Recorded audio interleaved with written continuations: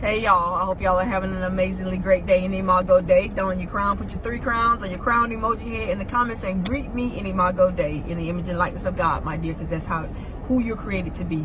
I want to say kingdom citizens, not church people, because a lot of church folks ain't gonna like this and you won't get with it. Some people will, but kingdom citizens, those of us who know who we are, know what you're called to do in this time. It's our time, it's the time, it's your time. I need you all to live out loud. God says it's time for us to live out loud. The enemy has been living out loud for a long time. I've been telling y'all, I've been dropping little nuggets about the spirit of distraction. I think I even did a whole long post or a long live on the spirit of distraction. I talked about it last year. I know I did a Thursday night or a Tuesday night live about it last year, so that's a couple hours. But I've done at least probably 5 or 6 posts about the spirit of distraction in the last month or so. And so for some reason I went on Facebook today. I was looking for something, whatever, and I saw, this is not necessarily the spirit of distraction, but I saw where prophetess Tiffany Montgomery, somebody I do follow, somebody I know is a true prophetess, somebody I know is powerful. She has tens of thousands of people following her. She's definitely anointed. She's destroying yokes, she's doing a lot in the earth right now for God. So, and she's proven, right?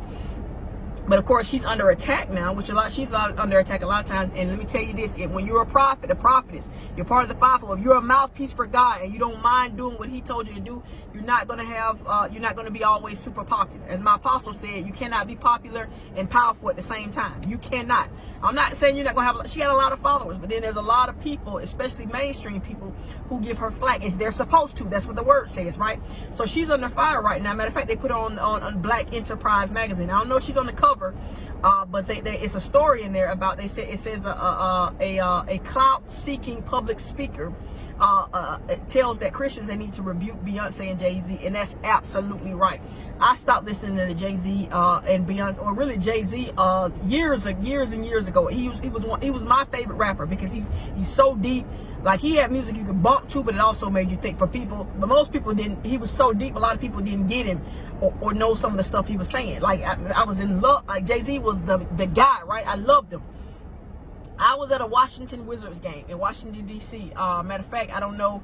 I think it was right after Jordan stopped playing, right? I was at a Washington Wizards game in D.C., in Washington, D.C., and I met this guy. I was there on business. I met this guy. Black guy, nice handsome dress on guy, and I think he was waiting for his girlfriend and stuff like that. But we were talking, we having a nice conversation, and I think they were playing Jay-Z or something. I was like, man, that thing is hard, that thing is rocking. I love Jay-Z. He was like, yeah, I used to too, until I found out about him. I was like, what you just found out?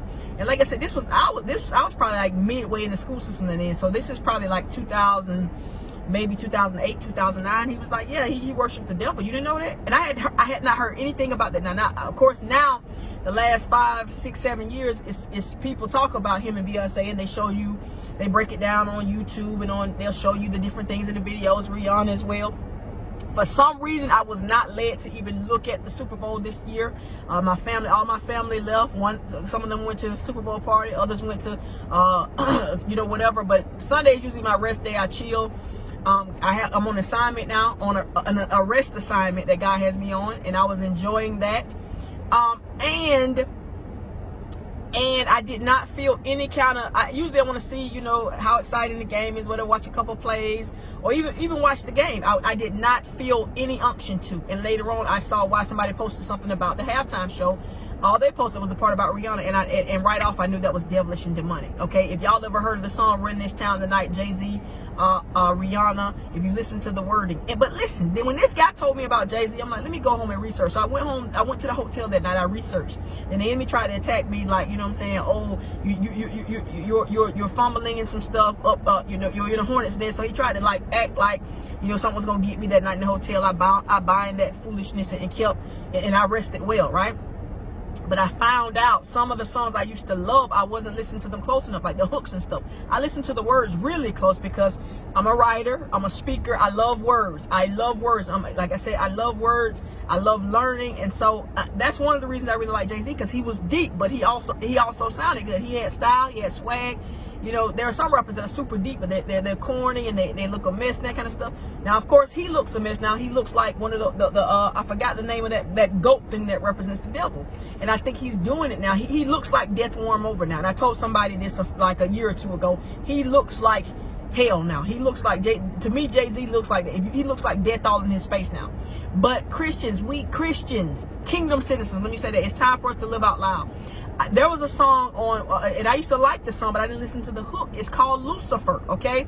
Lucifer, son of the morning, I'm gonna chase you out of earth. And because I really like the song and I was really onto Jay-Z, after this guy told me all this stuff, I still was really addicted to Jay-Z. I'm like, nah, you know, I know I'm a Christian or whatever. I can eat the meat and spit out the bones and that kind of stuff. And all of that within itself is a lie against the word. Evil communications corrupt good manners. That's 1 Corinthians 15:33, Galatians 6 and 7. Be not deceived. God is not mocked whatsoever. Man, so at that show, he also read. It took me later on in life to find out that when you listen to certain types of music, it brings certain types of emotions up in you. Now, and every now and then I still listen, but when you listen to it consistently, it's certain feelings, certain relationships, certain memories. You cannot do that. It's against the law of God, okay? But this song, I'm like, well, Jay-Z, he's telling Lucifer he's going to chase him out of the earth. And I'm like, later on, I realized he's announcing himself like, Lucifer, son of the morning, I'm going to chase you out of earth. Because and Lucifer's not chasing anybody else, because Lucifer was banished to earth. Earth is his, and we're ordained to take it back from him, take back the control from him, okay? God gave earth to man, Psalm 115 and 16, okay? And it's also it's another passage as well, but I learned later on that he's announcing, you know, when some people are like, oh, Tarzan, whatever, he was announcing himself and saying, you know, I'm the son of the morning, I'm gonna chase you out of earth, right? And then I start listening to other stuff. There's a song, this song was really popular during this time. It says, if Jesus paying LeBron, I'm paying Dwayne Wade. They were heavy rivals at that time, okay? And so that's just saying that I'm a direct rival against Jesus, basically. Yes, we're supposed to be in Jesus' likeness or whatever. And then he calls himself Jehovah. We're not God. We're small gods, but we're not God. And so it is. Hello. Hey, Bug. You got lots of treats, I'm sure. Yeah. Okay. Let me see you go. Mama, where's my music player? I put it at home. Put your water bottle right there for you, okay? Bye, sweetie. All right, guys. Put your what's name? We're going to the house. So listen, guys, it's time to live out loud. Satan and the enemy, they have no shame about doing what they do. If you listen to Jay-Z, some of his older stuff, I don't know about it now because I haven't listened to him in a while now. But he makes himself as God. We're baby gods, but we're not God. He rivals Jesus, okay, in some of his songs. You look at, I mean, a lot of the symbolism and not even symbolism, some of the stuff that's flat out demonic that Beyonce, but it's a lot of people that are going to fight against this thing because you're so blinded by the enemy, okay? 2 Corinthians 4 and 3 and 4 and 4 talks about we have to be sure that we're living a life that is showing God, because if we hide our witness, we hide our gospel, it's hidden from those who the God of this world, who is Satan, has blinded. It's a lot of people that in these last days, as people realize who they are in God, who we're called to be, the mouthpiece of God, prophets, prophetess, fivefold. If you're the mouthpiece of God, people are not going to like you. People are going to fight you about unveiling stuff like Halloween. Even McDonald's. When I talk about, you know, these fast, people will fight you about it because they're addicted to this stuff. Okay. Now, of course, when this guy told me this, I didn't fight him because, you know, he was making sense. All right. And I'm the person, I'm not going to take everything for face value. But a lot of times, a lot of things are coming to the surface. Even the pastor I grew up with decades ago talked about how demonic fraternities and sororities and Easter Star and all that kind of stuff is. If you look at those codes, you look at those oaths and that kind of stuff, but people are going to fight you about this. People close to you, all right? People are going to fight you about this because they're addicted to this stuff. This is their lifestyle. This is who they are. It's their identity. It's how they define themselves. But listen, if you're going to be powerful, you're not going to be popular. Guys, it's time for us to live out loud. The enemy is not taking any prisoners. The enemy is not taking any slack. Even when we talk about this alternative lifestyle, there are celebrities who get on and talk about how their daughter, their son has this alternative lifestyle. They love them. Local celebrities, people you know in power.